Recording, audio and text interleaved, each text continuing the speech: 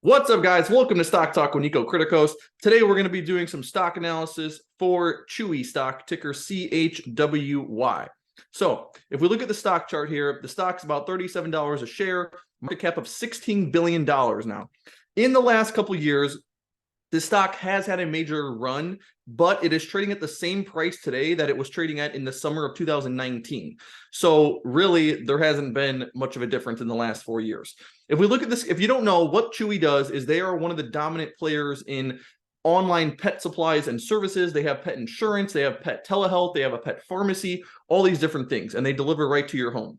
So if we look at their revenue, in the last couple of years, they are averaging 36% revenue growth per year, which is super high.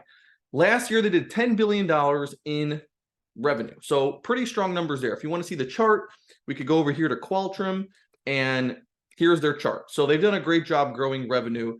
I have no complaints there. If we look at their net income, we have negative net income for the majority of the last couple of years. Last year, they did $49 million of net income. So not a lot, especially for a $16 billion company.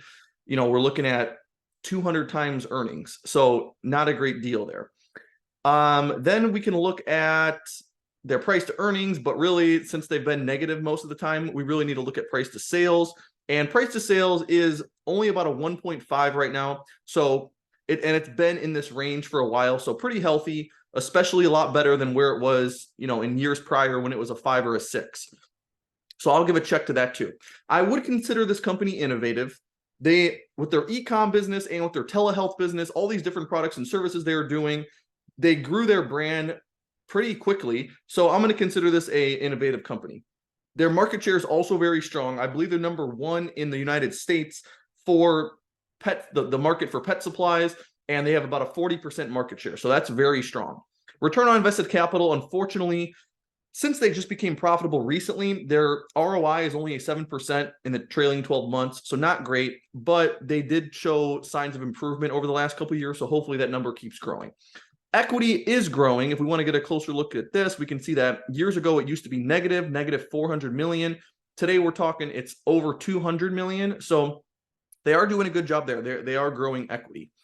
And then we're going to look, well, so equity is not 15% of the market cap. That's one of the issues with this company is they're kind of, although they're improving things, the valuation's still high. 16 billion is a lot for a company that only has $200 million of equity and that it is only doing $50 million a year in net income. And it's not like they're growing net income at 50% per year. Revenue is only expected to grow 10% next year. So they, you know, I feel like it's a little bit overvalued.